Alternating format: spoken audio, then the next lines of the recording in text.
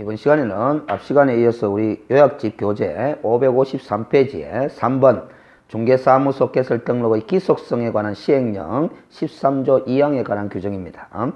자, 우리 시행령 13조에서는 등록관청은 개설 등록 신청이 다음 각 호의 어느 하나에 해당하는 경우를 제외하고는 개설 등록을 해 주어야 한다. 이렇게 명시적인 규정을 두고 있기 때문에 중개사무소 개설 등록 행위는 기속적 성격을 띤 행정행위다. 이렇게 앞 시간에 설명을 해드렸습니다. 그래서 이 네모 박스 안에 1번, 2번, 3번 여기에 해당되는 경우를 제외하고는 무조건 등록을 시켜줘야 된다라는 겁니다. 그럼 결국 1, 2, 3, 4의 경우는 등록을 할 수 없는 경우가 되는 거죠.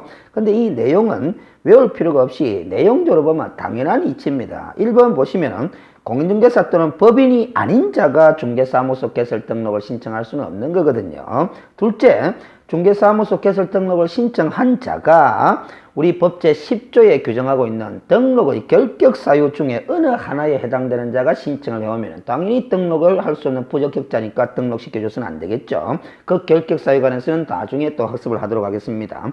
3번은 등록 기준, 앞 시간에 학습을 했던 등록 기준에 적합하지 아니한 경우에도 등록시켜줘서는 안 되겠죠. 그 다음 4번에 그 밖에 이 공인중개사법의 다른 규정이나 아니면 다른 법령에 따른 제한이 있는 경우에도 결국 등록시켜줘서는 안 된다라는 겁니다. 특히 4번, 그 밖에 이 법들은 다른 법령에 따른 제한에 위반되는 경우에 가장 대표적인 사례 하나씩을 이야기해드리면 이 법에 따른 제한에 위반되는 등록 신청이다. 그런 말이 이중 등록 신청이 온다는 거죠.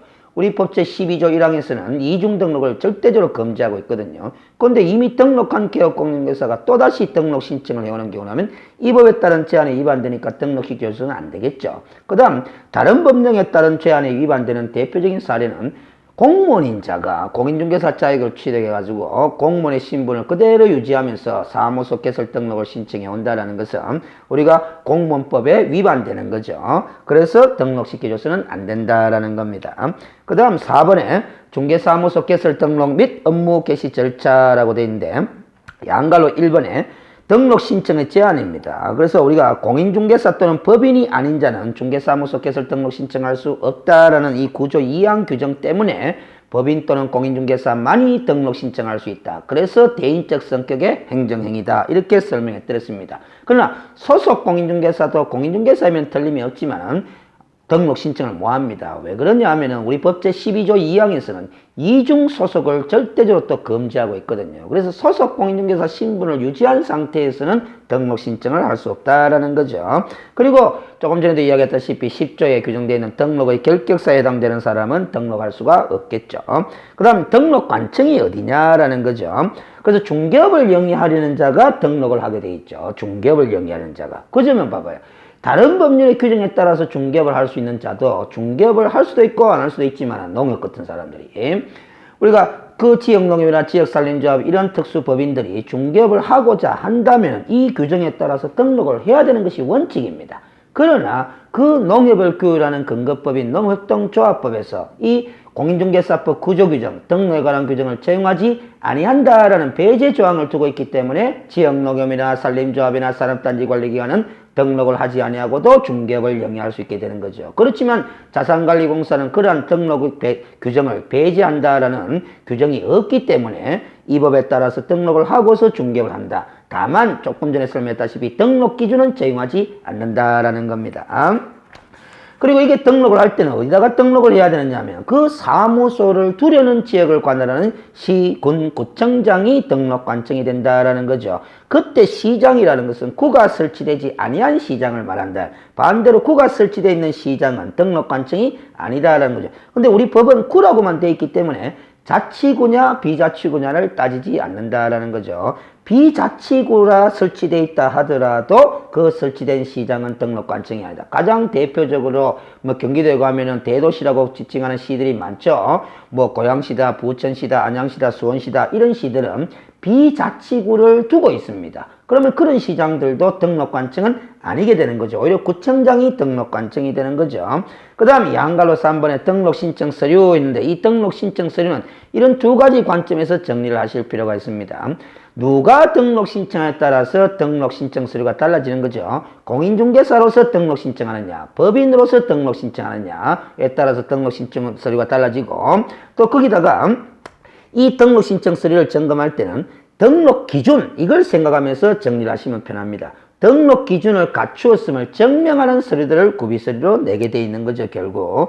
다만 이 서류를 공부할 때 우리 공인중개사 자격증 사본이라든가 법인 등기사항 증명서라든가 이런 것들은 구체적으로 제출하지 않습니다. 왜 그러냐 하면은 법 개정 과정에서 이 공인중개사 자격증 사본 같은 경우는 제출서에서 삭제를 시켜버린 이유가 우리 교재도 적어놨다시피 자격증을 발급한 시도지사에게 자격 확인을 요청하도록 하는 규정을 둠으로써 자격증 사본은 더 이상 제출 서류가 아니게 되고, 또 이 법인 등기사항 증명서와 사무소 확보를 증명한 서류 중에 하나인 건축물 대장은 행정정보의 공동 이용을 통해서 등록관청이 스스로 확인하도록 법을 규정하면서 삭제돼 버린 거죠. 그리고 이 실무교육 수료 확인증 사본도 원래는 등록 신청이 본인이 스스로 내도록 되어 있는데, 최근에 작년 연말에 법이 개정되면서 괄호가 붙었죠. 자, 실무교육 수료 확인증 사본 옆에 괄호가 붙었습니다. 실무교육을 위탁받은 기관 또는 단체가 실무교육 수료 여부를 해당 등록관청이 전자적으로 확인할 수 있도록 조치를 한 경우라면은 제외한다라는 이 규정이 신설되었습니다. 그래서 경우에 따라서는 실무교육 수료 확인증 사본이 제출 서류가 될 수도 있고 안 될 수도 있고 그렇게 되는 거죠. 그럼 문제를 구성하면서 어떻게 구성하느냐에 따라서 제출 서류가 될 수도 있고 안 될 수도 있고 그렇게 되겠습니다. 그리고 방갈로 4번에 보면은 과거에는 반면판 사진을 이렇게 제출하도록 되어 있었는데 지금은 여권용 사진으로 개정이 되었습니다.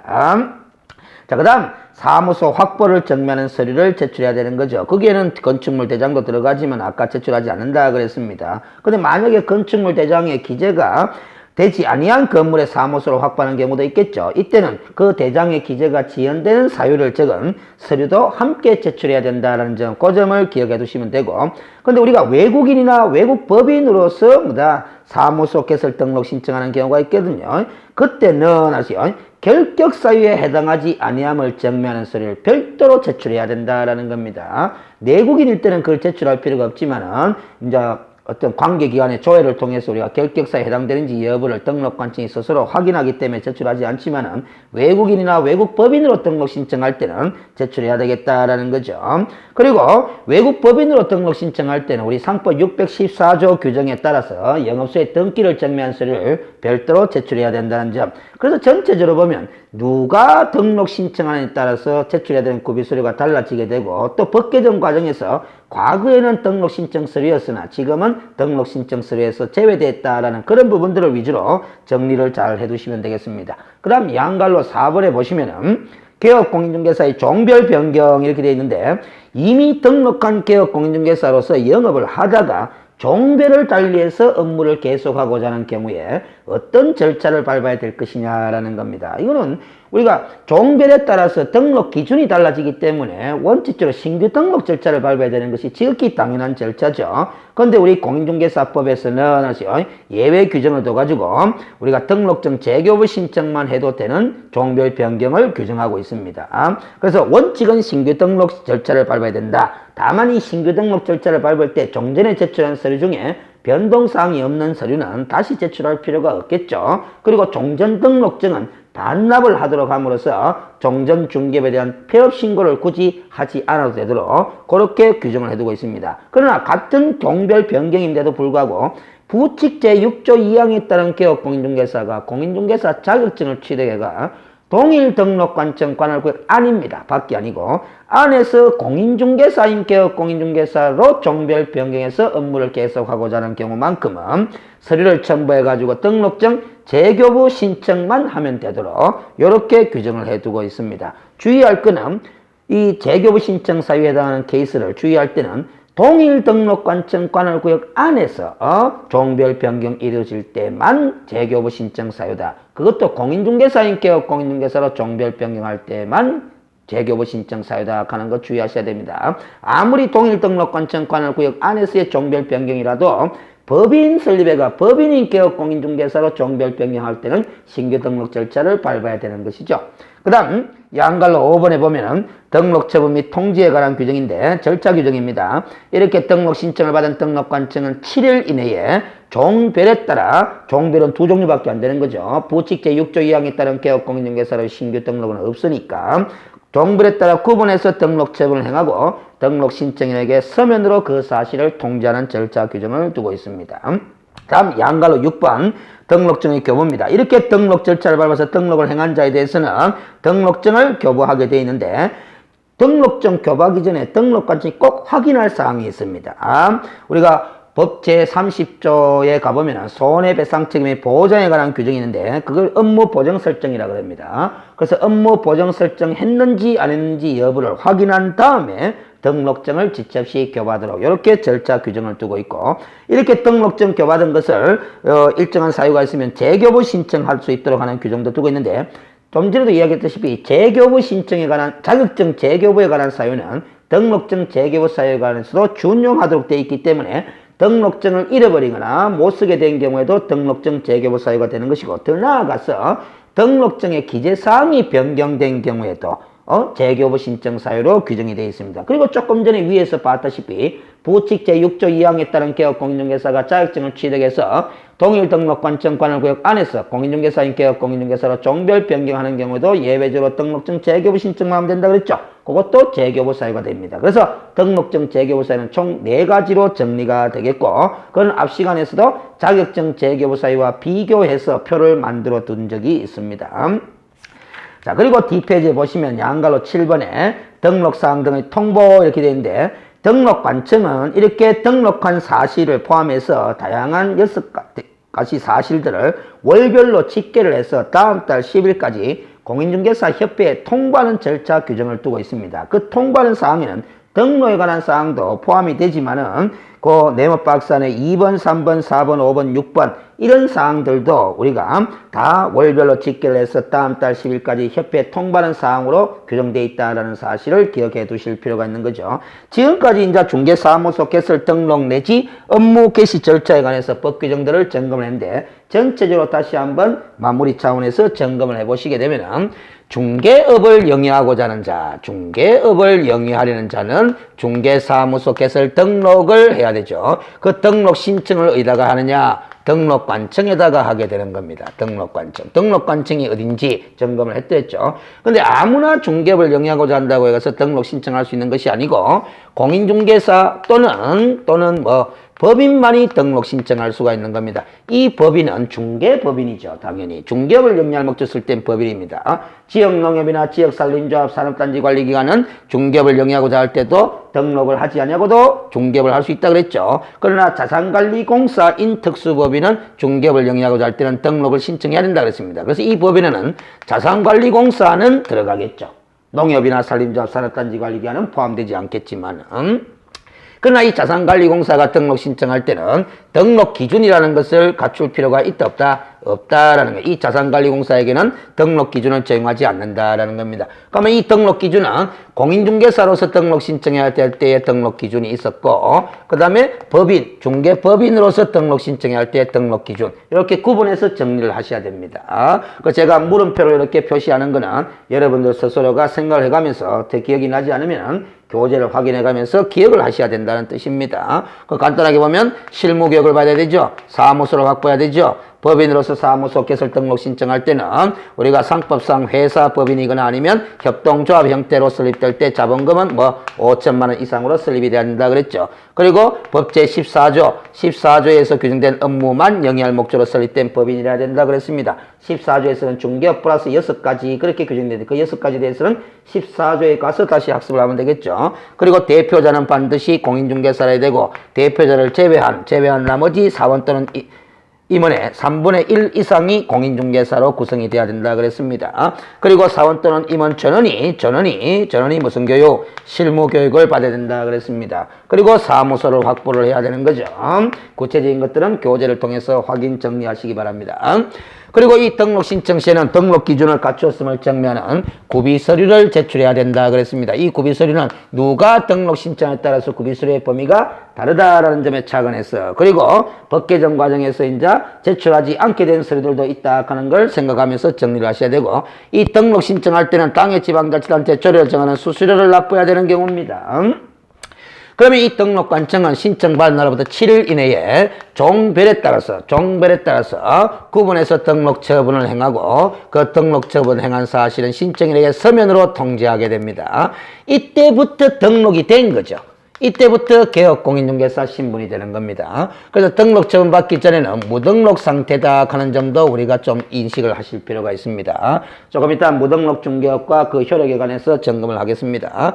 그러면 이렇게 등록이 된 개업공인중개사가 되고 나면은 보정 설정을 해야 됩니다. 업무 보정 설정. 손해배상 책임을 보장하기 위한 업무 보정 설정을 행하고, 그 보정 설정한 사실을 등록관청에 신고를 하면은 등록관청은 보정 설정 여부를 확인해야만이 즉시 등록증을 교부하도록 하는 절차를 밟게 되는 거죠. 그리고 우리가 학습하지는 않았지만 나중에 가면은 17조에서는 이 교부받은 등록증은 사무소 내 보기 쉬운 곳에 게시하는 서면으로 규정이 되어 있습니다. 게시하고서 업무를 시작을 해야 된다라는 거죠. 그런데 아직도 점검을 하지 않았지만 진도 나가다 보면은 법 제16조에서는 업무 시작하기 전까지 중개인에 사용할 인장을 또 등록하도록 하고 있습니다. 다만 이 인장 등록은 등록 신청할 때 함께 할 수도 있도록 하는 규정을 두고 있습니다. 그건 또 인장 등록 부분에 가서 따로 이 점검을 또 할 부분입니다. 이것이 중개사무소 개설 등록 및 업무 개시 절차다라는 겁니다. 이렇게 교부받은 등록증을 잃어버리거나 분실하거나 아니면 기재사항 변경이 있게 되면 등록증 재교부 신청 사유가 된다는 것도 학습을 했고, 이렇게 등록을 행한 사실을 포함해서 뭐 분사무소 설치 신고 사항이다, 휴법 신고 등에 관한 사항, 이런 다양한 6가지 항목들을 월별로 집계를 해서 다음 달 10일까지 협회에 등록관청이 통보해야 된다라는 절차 규정도 부수적으로 학습을 한 거죠. 자, 그러면은 우리 교재로 되돌아와서 556페이지에 중개사무소 개설 등록의 효력소멸과 무등록 중개업에 관해서 학습을 하도록 하겠습니다. 자, 이 부분은 이 관점에서 계속 생각을 하면서 읽어보실 필요해요. 무등록 중개업에 해당되는 경우냐, 해당되지 않는 경우냐, 그 점을 판단할 수 있는 능력을 길러야 되겠다, 이런 생각을 가지면서 공부를 하시면 되겠습니다. 그런데 우리가 상식적으로 생각해도 무등록 중개업이라는 것은 크게 두 가지 사례가 있을 수 있습니다. 애시당초 이런 절차를 밟지 않고 중개업을 영위하게 되면 그게 무등록 중개업이 되는 거죠. 그게 첫 번째 사례가 있을 수 있고, 또 한 가지 사례는 이런 절차를 밟아서 중개업을 영위하는 개업공인중개사가, 개업공인중개사가 등록의 효력이 소멸된 이후에도 중개업을 계속하게 되면은 무등록 중개업이 되겠죠. 그러면 이제 이게 애시당초 등록 절차 밟지 않고 중개업을 하는 이 소위 원시적 무등록 중개업의 사례의 경우는 큰 어려움이 없는데, 후발적 무등록 중개업 사례라고 볼 수 있는 등록을 했었으나 등록의 효력이 소멸된 후에 중개업을 하는 이런 후발적 무등록 중개업에 해당되는 사례가 어떤 케이스들이 있느냐, 요 점을 한번 살펴볼 필요가 있는데, 우리 네모 박스 안을 보시면은 등록의 효력이 소멸되는 사유를 제가 1, 2, 3, 세 가지를 적어놨습니다. 개인인 개업공인중개사의 사망이나 법인인 개업공인중개사의 해산, 대인적 성격의 행정행위이기 때문에 사망하거나 해산하면 별도의 처분 없이 자동적으로 등록의 효력이 소멸되는 거죠. 그리고 개업공인중개사가 법을 위반해서 등록관청으로부터 등록 취소 처분을 받아도 등록의 효력이 소멸되는 겁니다. 거기다가 폐업 신고를 했어도 등록의 효력이 소멸되는 거죠. 그러면 결국 사망 또는 해산한 이후에 중개업을 해도 무등록 중개업이 되고, 등록 취소 처분 받은 이후에 중개업을 계속 수행해도 무등록 중개업, 폐업 신고가 수리된 이후에 중개업을 계속 수행해도 무등록 중개업, 이렇게 해당되는 것이 후발적 무등록 중개업 사례들이다, 이렇게 되는 겁니다. 자, 근데 우리 공인중개사법 48조 규정에 따르면 무등록 중개업에 해당되는 경우에는 형사처벌 대상으로 규정하고 있습니다. 원래는 3년 이하의 징역 또는 2천만 원의 벌금형 사유로 규정하고 있었으나 최근에 법을 개정해서 벌금형의 상한을 좀 올렸습니다. 3년 이하의 징역 또는 3천만 원 이하의 벌금에 처하도록 그렇게 규정을 해두고 있습니다. 그런데 이제 문제는 이 무등록 중개업을 행하는 사람의 어떤 중개 행위의 효력을 어떻게 볼 것이냐라는 거죠. 그리고 그와 더불어서 그래서 무등록 중개업을 행한 사람의 중개 보수 청구권을 인정할 것인가 말 것인가에 대한 문제가 불거지는데 우리 공인중개사법에서는 아무런 규정을 두고 있지 않고 전적으로 판례와 학설에 의존할 수밖에 없는 거죠. 그래서 우리 교재 557페이지에 보면은 아세요.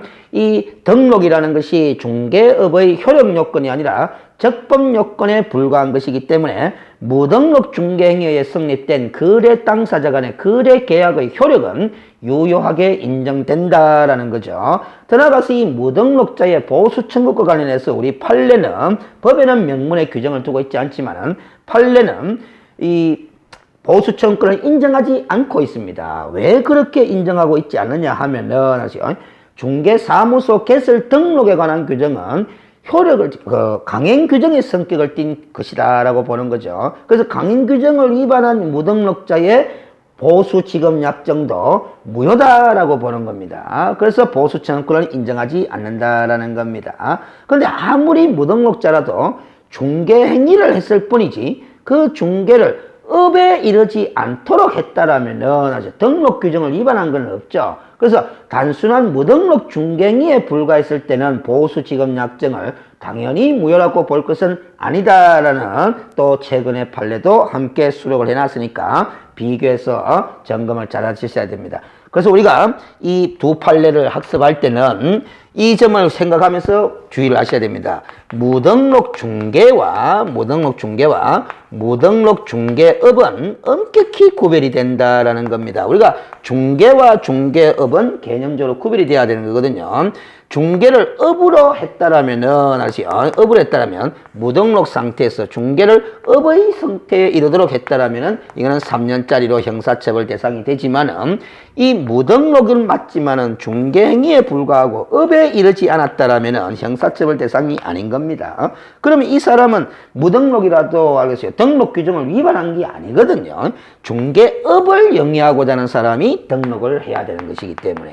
그래서 우리 아래로 이 판례를 비교해보면 위의 판례는 무등록 중개업을 한 사람의 보수 청구권이고 아래 판례는 무등록 중개 행위를 했을 뿐인 자의 보수 청구권의 판례입니다. 그래서 위의 판례는 강행규정 위반으로서 보수 지급 약정이 무효이기 때문에 보수 청구권을 인정하지 않는다 이렇게 보고 있지만 밑에 판례는 무등록 중개업이 아니라 무등록 중개 행위에 불과했기 때문에 그 보수 지급 약정을 당연히 무효라고 볼 것은 아니다. 그래서 보수 청구권을 인정하고 있는 그런 판례가 되겠습니다.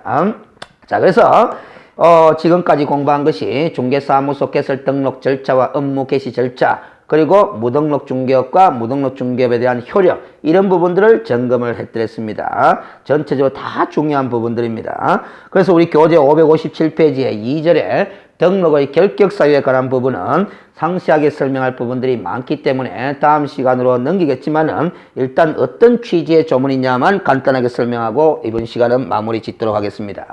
이 등록의 결격 사유 10조에 규정되어 있는 등록의 결격 사유는 총 12가지로 규정되어 있습니다. 그래서 10조의 등록의 결격 사유에 관한 규정은 12가지를 규정해 두고 있어요. 그래서 이 12가지 중에 어느 한 가지에 해당되는 사람은 아무리 공인중개사라도 아무리 중개법인이라도 등록을 신청할 수 없고 등록을 신청했다 하더라도 등록을 시켜주지 않는 제외되는 사유가 되는 거죠. 그런데 이 등록의 결격 사유와 구별되어야 되는 것이 앞 시간에 얘기했다시피 공인중개사의 결격 사유다라는 겁니다. 시험에 응시할 수 없는 부적격자다라는 소리입니다. 그래서 이 등록의 결격 사유에 해당되는 사람이라 하더라도 원칙적으로 공인중개사 시험에 응시할 수는 있습니다. 다만 중개업에 종사할 수 없다라는 것뿐이지. 그런데 문제는 헷갈리는 것이 요 6호에 보면은 자격 취소 후 3년이 경과되지 아니한 자라고 규정이 되어 있는데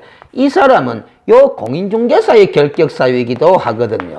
자격 취소 후 3년이 경과되지 아니한 자는. 그러니까 이 자격 취소 후 3년이 경과되지 아니한 자는 것은 시험에 응시할 수도 없고 중개업에 종사할 수도 없는 양쪽 결격 사유에 다 해당되는 겁니다. 그러나 부정행위자, 시험의 부정행위자로서 5년간 응시 자격이 정지된 자는 시험에 응시할 수 없는 공인중개사의 결격 사유일 뿐이지 이 10조에는 안 나오거든요. 그러면 이 부정행위자로서 5년간 응시자기 정지기간 중에 있는 사람은 시험은 못 치더라도 중개보조원으로 중개업에 종사할 수는 있다라는 겁니다.